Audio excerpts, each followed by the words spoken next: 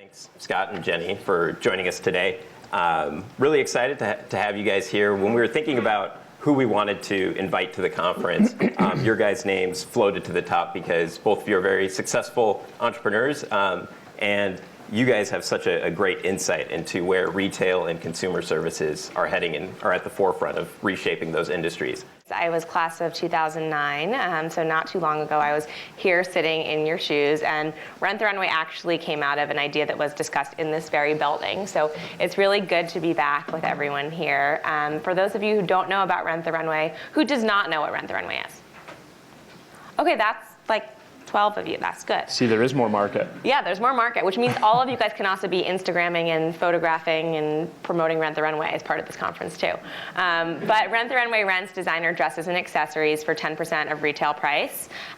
We started out with about 30 brands. We now have 270 brands that we carry. So you can log onto our site, you pick out a dress you love, the accompanying accessory. We send it to you for 4 days, and when you're done, you just pop it back in the mail. And we run our own warehouse and dry cleaner, so we'll dry clean it, we'll repair it if needed, and get it right back to the next customer the following day. It's been wonderful to see during this kind of sharing economy burst that we've had since in the last 5 years, what has happened to the company.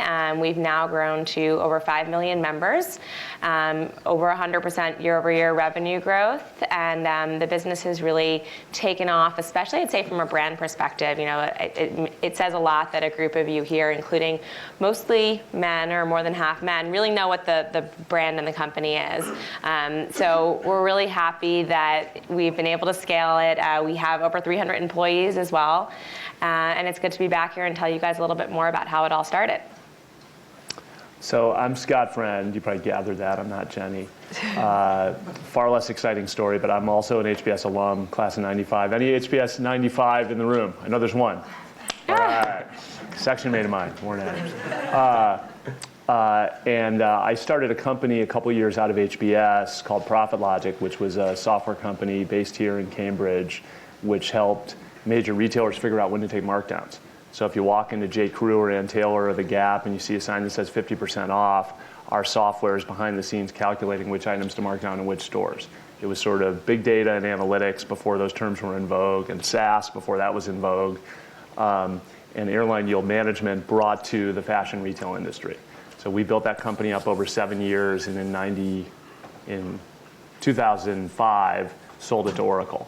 I spent a year at Oracle and in their retail industry group, and subsequently joined Bain Capital Ventures, which was my biggest investor at Profit Logic.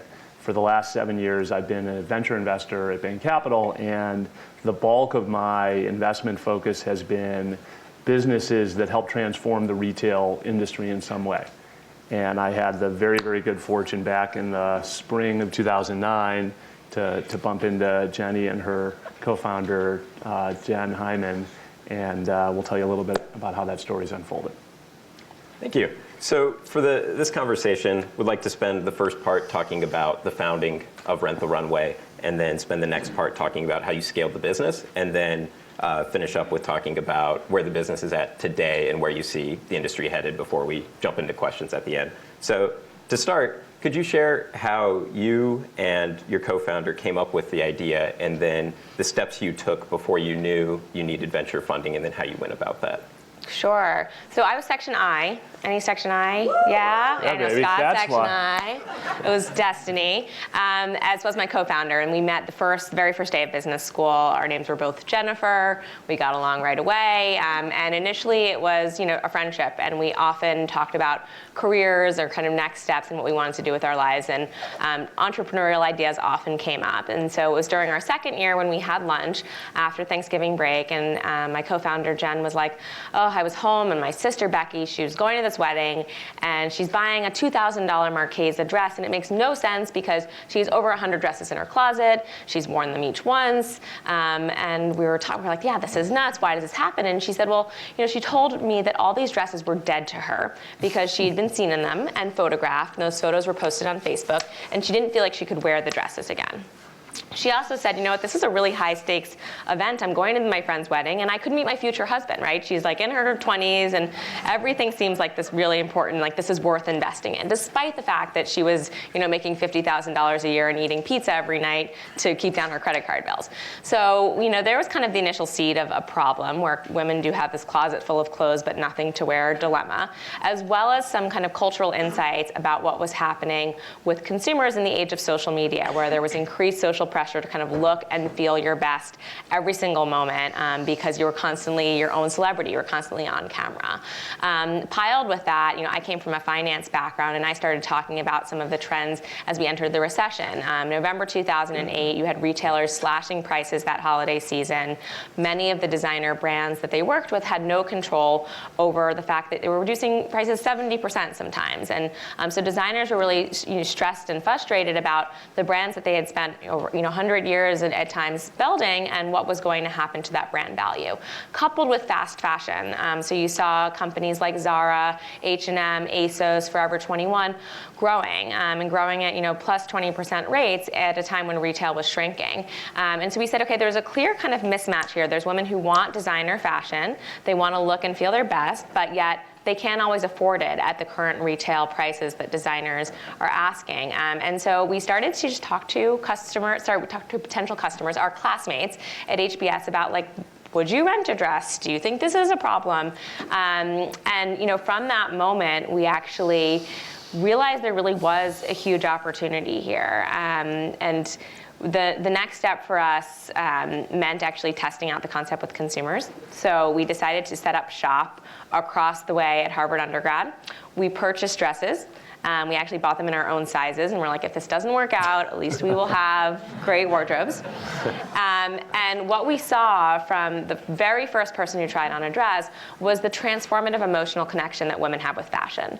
And this girl took a sequin gold dress, put it on a Tory Burch dress and twirled around in the mirror, and she's like, I look hot, I look amazing. And she was transformed. She had a bounce in her step, she had a different posture and look on her face. And Jen and I looked at each other and we're like, that's our company, that's what we're here to do. It's not the cost or the convenience, it's that Cinderella feeling and that confidence that you get when you put on a great dress. Then the problem was dresses cost a lot of money, right? And we may have been able to buy 200 of them on our own dime, but we knew we would need the money to buy dresses. And we really wanted this to be an e-commerce company because we wanted it to scale as quickly as possible and to complete our mission of really democratizing luxury, which meant that we needed to be able to reach women all across the US. Those two things meant that we would need money. Enter Scott. So of course we thought through the various ways that we could get money, and for us, working with a VC was a really attractive option. I'd say for a few reasons. One is because we needed a good chunk of money. This wasn't something where with a couple $100,000 we could really make the concept work. We wanted customers to come to our site and see a lot of dresses, to see a lot of designers, but every size. We also wanted an amazing site experience so that our brand of renting dresses felt aspirational, felt high-end.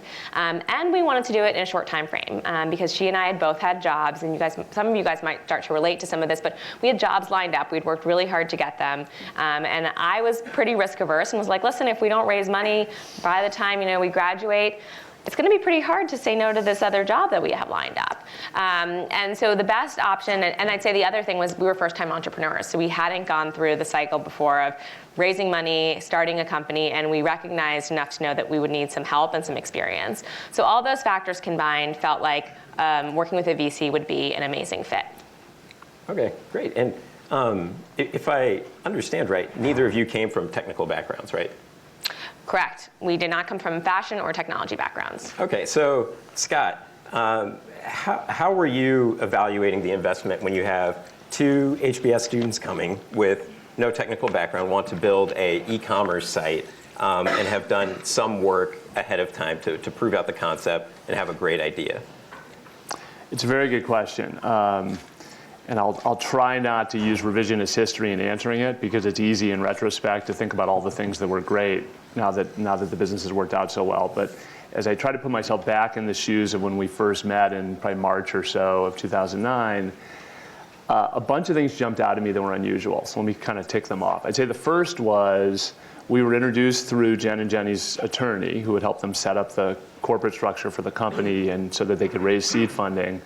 And I read a quick one-pager about the business, and I knew enough about fashion and fashion retail from my prior experience to know that there was something interesting here. It sounded like there was a real value prop. And so I thought, okay, sure, why not meet them? That's what we do as VCs, we meet entrepreneurs. And Jen and Jenny walked into our office at Bain Capital, and this is the only time I think this has ever happened, actually. They were both very professionally dressed, which was fine, that wasn't a big deal. But when we started the presentation, it was myself and maybe one or two others in the room. They stood up to present in this little conference room. And it was sort of, I was a little bit taken aback in a positive way. Like they were taking it very, very seriously and were incredibly professional and structured and thoughtful about what they were going to build and why, even at this very, very early stage where there were so many unknowns.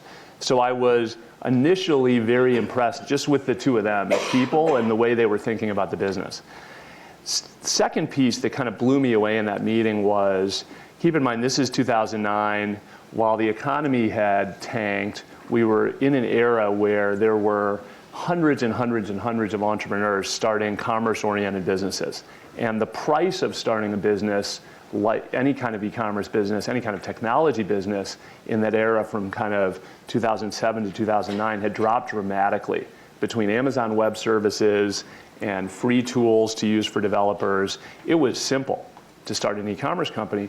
And so we were getting pitched 5 or 6 times a week by entrepreneurs with fairly interesting e-commerce ideas who said, I want to raise $500,000 and build a site, and here's what it's going to do. I want to raise $500,000, I'm going to build a site, here's what it's going to do. I want to raise $500,000, I'm going to build a site, here's what it's going to do. And none of them had any real proof that there was either a kind of unit economic equation that made sense or demand that was proven. Then in walked Jen and Jenny. Jen and Jenny didn't say, I want to raise $500,000, let's build a site. They said, here's what we've done. We bought a couple hundred dresses. We've run trunk shows at Harvard and Yale sororities. Here's what we learned about women in dress rental. Here's what we learned about what they'll pay. Here's what we learned about how they feel when they try on the dresses. Here's what we learned about what happens to a dress after a weekend of sorority parties and what we can do to clean those things that happen. And it was a, let's do it and prove to ourselves that there's a value prop and then figure out how to build it later, as opposed to, hey, let's build it and then see if there's anything there. And that do it first and then scale it second approach and mindset was super attractive to me.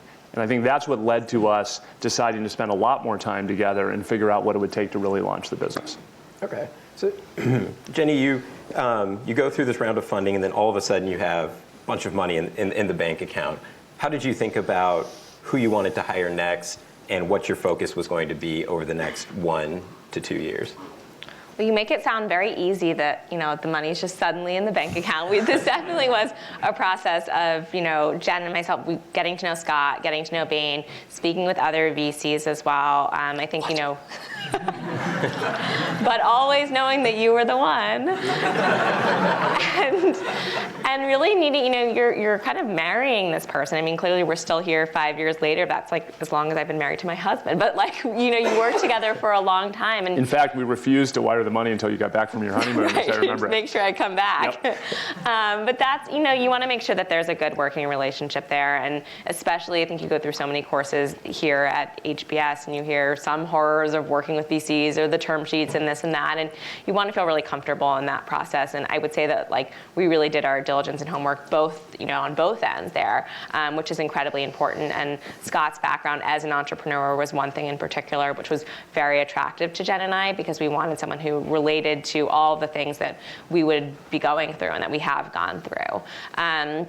So long process, get to know each other, pitch the whole partnership committee, which is intimidating, and ultimately get bunch of middle-aged white guys. Yeah, well, middle-aged white guys, and you're trying to explain women renting dresses and women in their 30s renting dresses was challenging. And there was such warm reception. Money came in the bank, and it was less of a what do we do now? It was more like we had started doing so many things that we had a lot of people we kind of needed to back pay, because when you start start a company, you're often able to structure kind of contingency payments. So your legal arrangements, like you're not paying anything up front, the lawyer believes in you and your concept, and they trust that you're going to get things going. We started working with the designer to like design what our imagery for the site was going to look like and our brand was going to look like. That had all been on a contingency basis. We had actually started working with like at least 2 or 3 people at the time who were totally just giving their time to us. And that actually continued for almost, at least the first year of the company, where people were so interested and passionate about the concept, they just wanted to spend, time with us and help out in any way they could. But there was a lot already that was in motion. And so it was more kind of paying for things that already had started. But the biggest thing that happens once you kind of raise that money, it hits the bank, is the clock starts running. And you've got your kind of literal runway of when will funds run out. So you have to think about, when can we get the site up, right? Like that's the first thing, is like as soon as you possibly can get that site up, you need to, because you need to prove out that customers will rent dresses, to prove what the revenue model is, so that you can either get enough money just to stay in the business, or you can more likely raise an additional round of funding. So we got to work thinking about how, as 2 non-technical people, do we start a website in 3 months? Well, and it was a particularly acute issue for you because it had to be launched before holiday 2009. Yes. Yeah. And the money was in the bank like July 1st. Yes, exactly. So the money was in the bank July, and we're like, not only do we want to get this up ASAP, but we were also like, holiday is the biggest time of year for us. We already knew that. We're like, people are renting dresses for holiday parties, for New Year's, like it's going to be our moment. And sure enough, like that always is the peak of our season. And so we decided to try to find first a CTO, which was very challenging. We're like, we would love a technical co-founder, please. Like we're pitching our classmates, we're trying to find anyone. And it didn't work out. We ultimately hired an external firm. The first firm we hired was a total sham. Like they had a team of 9 developers in Canada building our site.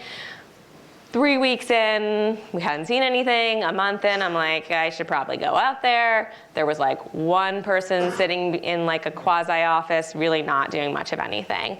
So that was definitely a major like hiccup along the road. It led us to find a different firm, but still an outsourced option, which was really our only choice at the point, who put the site together in 2 months. And so for us, I'd say cranking on just getting that site up was the first most difficult component. The other side of that was getting designer brand signed on. And I might save some of that for future questions because there's a lot there, but getting these designers in the fashion industry to agree to work with you, especially when you're a new rental concept, is not like a given. You could be shoving money in their faces all day and they still won't sell you product. It is much more for them about protecting their brand and making sure they're only selling and working with partner sites who they feel like protect their brand. So let me add a couple things to that backstory from how it looked to me at the time. So first on the launching of the business, and then I'll go back to some of what was so important to the investment thesis that Jenny was just hitting on. But in the launching of the business, we had a shared point of view that I think probably in retrospect wasn't exactly correct. And the point of view was, let's do as little as humanly possible with technology, and let's just launch what we can with minimally viable site, operations, et cetera, and prove there's a market. Because why spend any of our money on fancy back-end technology and automation if women don't want to rent dresses? That doesn't make sense. On the other hand, if they do want to rent dresses, then we'll have plenty of time and runway to go build out the operation. So the mistake there was, it was very, very hard for Jen and Jenny and me trying to help them to attract a high caliber CTO to a dress rental concept. It felt and looked like a fashion company on the surface. It didn't look like an analytics and operations company, which it's really become at that time. And so we said, well, we'll just outsource it. And in retrospect, maybe a mistake, because there's been a long saga of building out the technical credibility and infrastructure of the company, which fortunately has gotten to be very, very solid, but was painful and expensive along the way. But the other side of it was, we said, let's outsource whatever we can, including the operations. And among the many things that Jen and Jenny were brilliant at in the early days of the company was like getting ridiculously great people just to do stuff for them for free. Like I still don't really know how you did it. And so for example, there's this really awesome dry cleaner in the West Village that did a lot of really high-end stuff, who agreed to dry clean our dresses for $6 a dress with, what do you pay to dry clean a high-end dress? $60? So At least 25. Yeah, it doesn't cost much, by the way, for them to do it. It turns out we know that in detail now. But for $6 a dress and to house all our stuff. So they were our operations and our warehouse out of the gate, essentially for free. So that was huge. And that in combination with the outsourced kind of site development allowed these guys to get this site launched in, I think it was like November 1st, ballpark? November 9th. November 9th, and be ready for the holidays.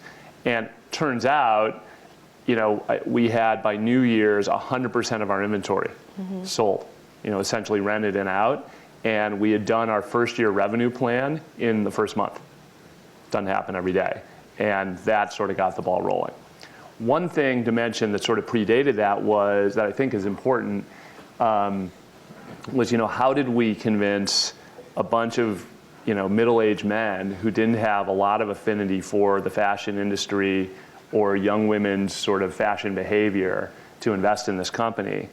And you know, a big part of the bet, because no one in my partnership could actually really get that comfortable with the idea, a big part of the bet was that if it worked, unlike most e-commerce ideas at the time, if it worked, it would be very, very hard to replicate.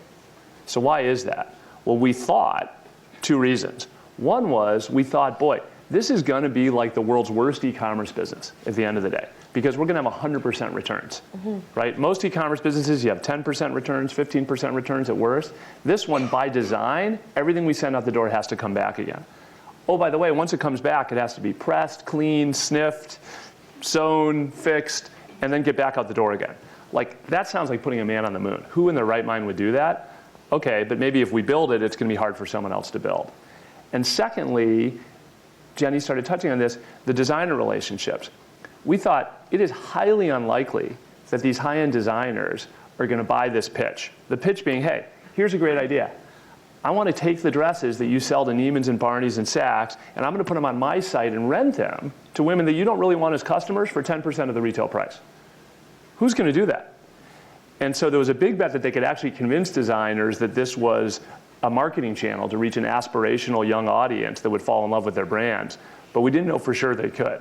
And the way I got comfortable that they might be able to pull it off was the following. So I happen to know a couple people in the retail industry, one of which was an advisor to the company named Jim Gold, who at the time was running Bergdorf's. And he now runs stores for Neiman's, or he's like the number 2 guy at Neiman's. President of Neiman's. President of Neiman's. So, and Jen and Jenny had been talking to Jim.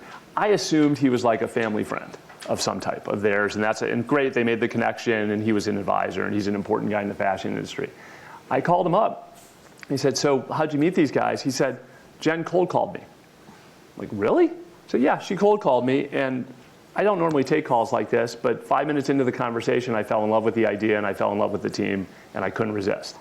And I thought, you know what, if these guys can cold call a guy like Jim Gold and convince him, they probably have a fighting chance at convincing the industry to do something like this. Yeah, that same kind of skepticism from designers we still encounter today, by the way. And I think it's become the biggest test to like how thick of a skin you need to have as an entrepreneur, because you've doors slammed in your face, you hear no all the time. And any of you guys who are in your RC year, I think in February you'll actually have a case on Rent the Runway. And there was this big moment for us, which was a week into having thought of the idea when we were going to meet with Diane von Furstenberg. And we had cold called Diane von Furstenberg just in the way we had done with Jim Gold. And we luckily got a meeting with her. We still don't really know how or why she decided to meet with us.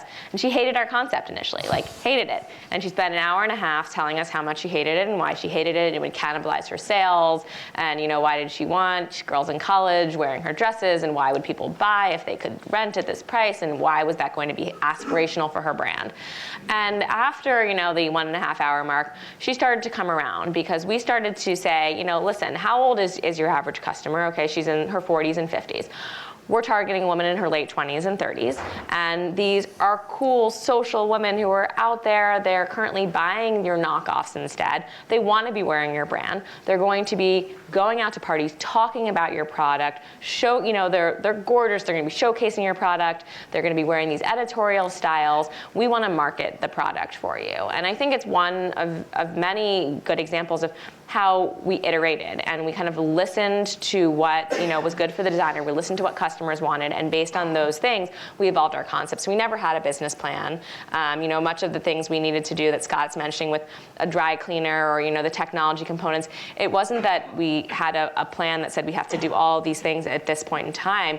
We just knew we needed to get women renting dresses, and in order to make that happen, every day was like, okay, well, here's what the next thing here's the next thing that has to happen. It was like trial by fire that we made all this stuff kind of push along. Yeah, it's amazing all the different challenges you guys have overcome to get to this point. So could you talk a little bit about where the business is today and where you see your business and the industry heading over the next 3 to 5 years? Well, there's been a lot in between that, first November 9th, getting the site launched and where we are today. I'd say that our guiding light, and this is part of just the culture of the company, but also who Jen and I are as entrepreneurs and our belief, is always listening to customers.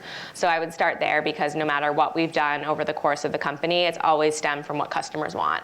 I mentioned that initial story where we didn't assume. We went to customers and we saw what their reaction was. We saw it was emotional. We latched onto that. The first team we then built was our customer service team. And through listening to customers say, I want accessories. We added accessories. They said, I want long dresses. And we're like, how are we going to rent long dresses? And one of our customers said, well, why don't you pre-alter them into different lengths? That's what we decided to do.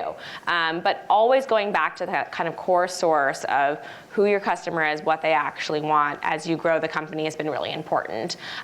So for a while, it was these smaller evolutions of let's add some more product. Let's most recently we spent some time tweaking our pricing. Let's get the pricing right. Let's get our site experience right. Let's analyze the whole conversion funnel. Let's think through how we can optimize attach rate of accessories. All of these variables to get your average order price up as much as you can and to get conversion as high as you possibly can.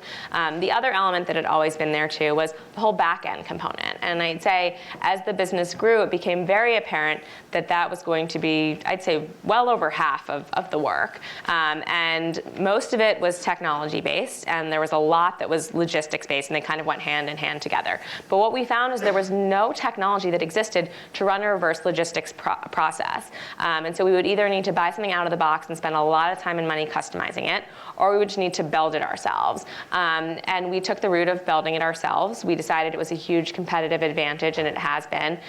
We also decided it would be a similar amount of work in dollars versus buying something off the shelf. And so to date, I think a big reason why we really don't have competitors is because building this technology takes a ton of time. It takes capital investment. It takes a lot of learning and iterations, and that's something other people haven't been able to do. Can I just jump on that for a second? Because I think this is among the most unusual and spectacular parts of this business and the path that Jen and Jenny followed. So they were unbelievably thoughtful about what to do on the back end of the business each step of the way, and always investing in infrastructure for the long run, but never so far ahead of the business that we couldn't afford to do it. If you think about how this operation works, just at a high level, it's pretty daunting. So take the 100,000 dresses that are sitting in the warehouse right now. Well, they're actually sitting in customers' closets right now, but that sit in our warehouse. Almost every one of those dresses goes out the door on Thursday for arrival on Friday so that customers can wear the dress for the weekend. Every one of those dresses that goes out the door on Thursday comes back on Monday and Tuesday. Gets put in the mail on Monday, comes back on Tuesday. From Tuesday to the next Thursday, somehow those dresses have to be evaluated, processed, cleaned, fixed, put back into the warehouse, made to look brand new, picked again, packaged, and sent out the door. So not only does this business have pretty dramatic seasonal peaks and valleys during the year, based on different times of the year where fancy parties are a big part of people's lives, but it has incredible peaks and valleys each week that create huge stress on the operation. There was no off-the-shelf software, as Jenny pointed out, to go automate this operation, nor was there any dry cleaning facility that we could leverage beyond our sort of initial foray with this partner to kind of do this in the way we needed it done to maintain quality in the life of these dresses, right? Because for the economics of this business to work, these dresses have to last through a fair number of rentals. Today, we are, I think, as of the move to the new warehouse this month, the largest dry cleaner in the world. this company, the largest dry cleaner in the world. Which I would never have thought I'd be like in the dry cleaning It's definitely business. not in the investment thesis when we pitched our partnership originally, right? It was not like, hey, we're going to build a big dry cleaner. What's that going to be worth in 5 years? The other piece that they were brilliant about was realizing at the very beginning, and this was in the first 10 hires in the company, that we were going to have more data about customers than any retailer in the world. We not only would understand what our customers bought from us, in our case rented, we would understand their size, their style preferences, their calendar of events, all of this stuff that would make our ability to buy inventory based on an understanding of demand far better than a typical fashion retailer. But collecting all that data and doing something with it is no small feat either. And so one of the first hires in the company was a chief scientist. How many fashion retail startups do you know that hire a chief data scientist as one of their first 10 employees? I've been around the retail world a long time. I can tell you there are 0, except for this one. And now I'd say out of 300 employees, what's VJ's team, probably 10 or 12 people? A 12-person data science team, which is at the core of every decision that is made in this business around inventory management, merchandising, and customer interactions, all driven by the data in the company. And Scott is being modest here because he found us what is now our chief analytics officer. So this data scientist who's amazing, who's been with us for 5 years, he found him through his time at Oracle and through starting Profit Logic. So all of the background that he had talked about, that before joining Bain, the company that he had founded, we realized that there was huge value in that, and there was value from how he'd be able to relate to and help evolve the business. There was value in his contact there, and I think this is a great example of how that really played out, where it wasn't as we were very open to the fact that data was important. We did think it was really attractive, but Scott was definitely you should meet with this guy. And I think through that conversation, we realized this is something we want to do now. We want to do it way earlier than we might have ever thought. This is a candidate who is a once in a lifetime person who we're going to kind of jump on top of and incorporate him into the business from the early stages. So I think it's a really great, again, going back to this point of picking your investors carefully. It is not just a check. It shouldn't be just a check because that's not going to be healthy for either party.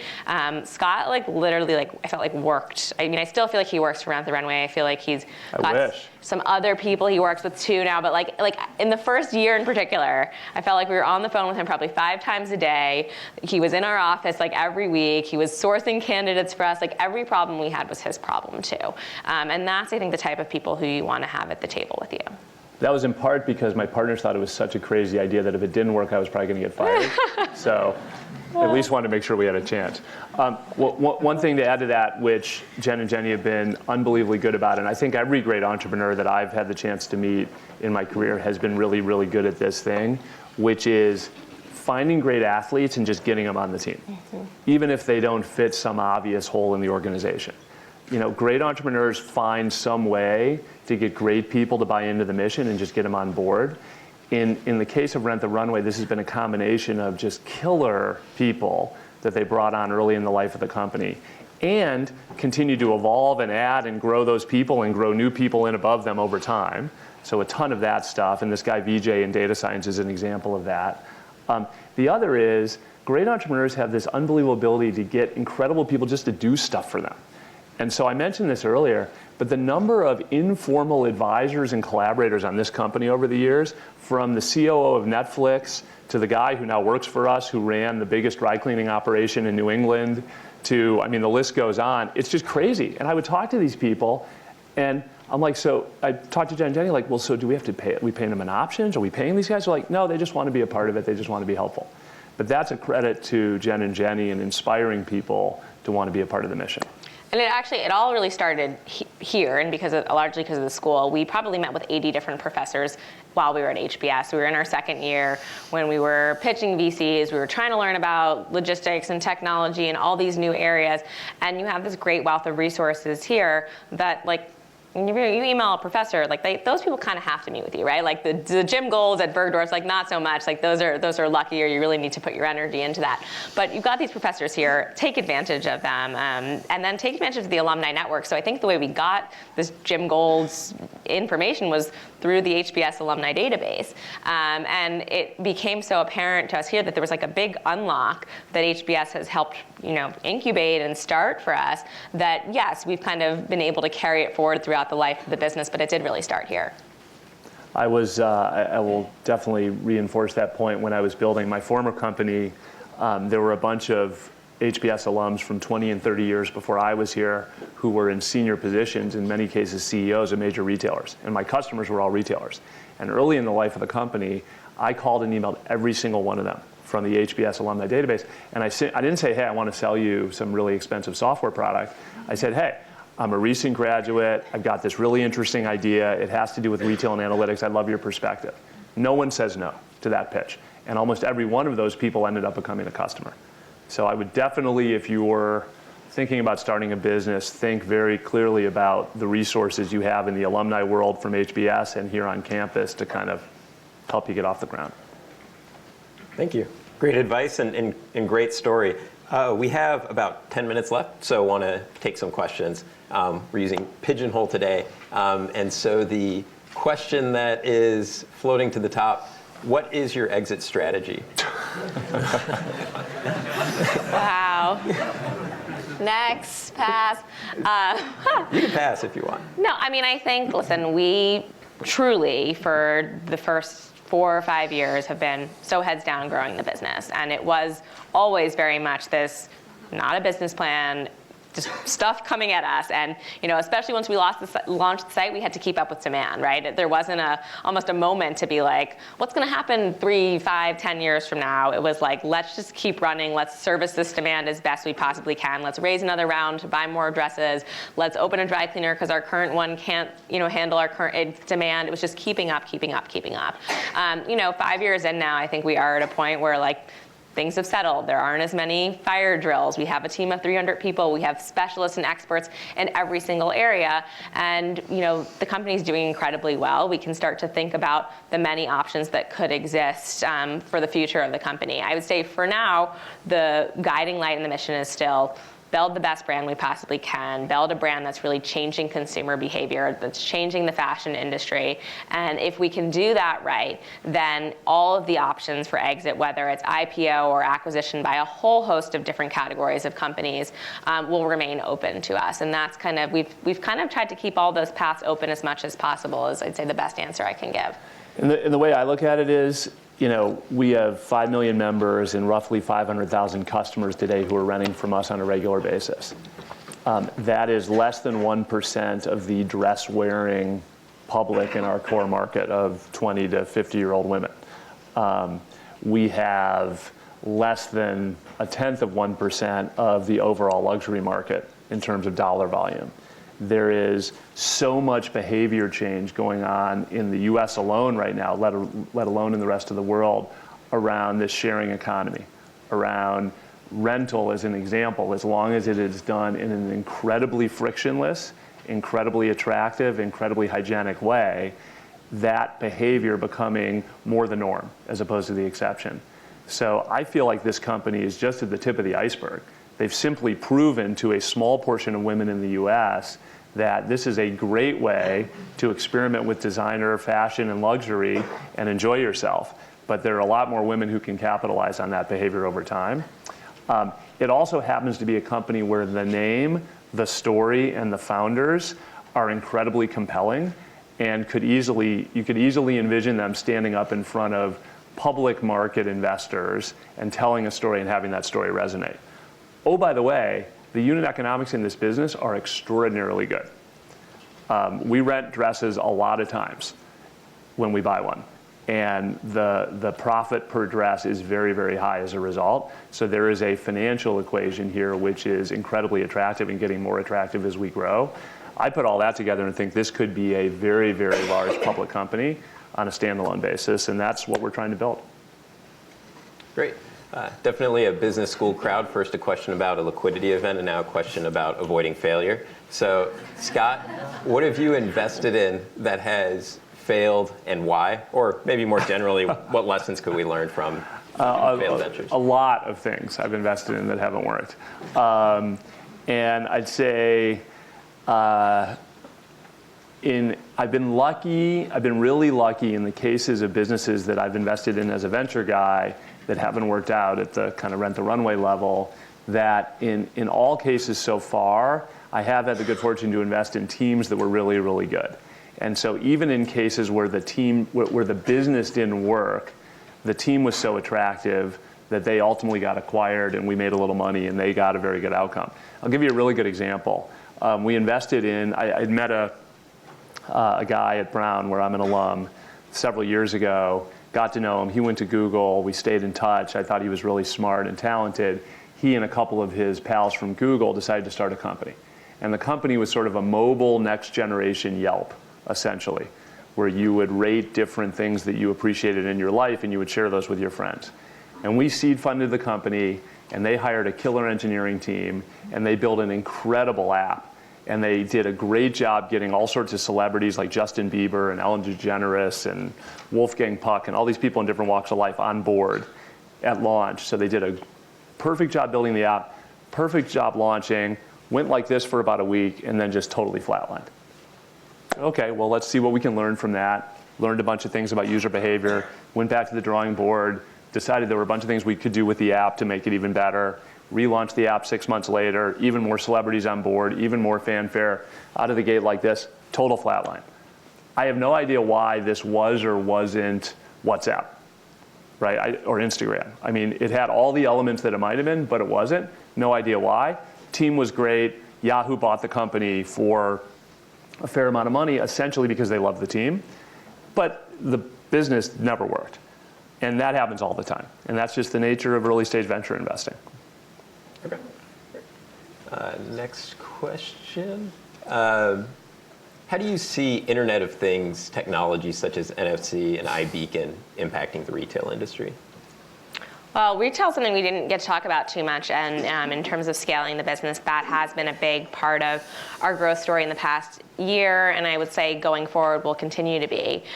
We launched our first ground level retail store in September, and we've been testing and experimenting with retail for almost 2 years now, much in the way that we tested with the initial concept to begin with, like that same kind of culture and spirit of try things, then see if it works before investing a ton of money in them up front, like remains with us.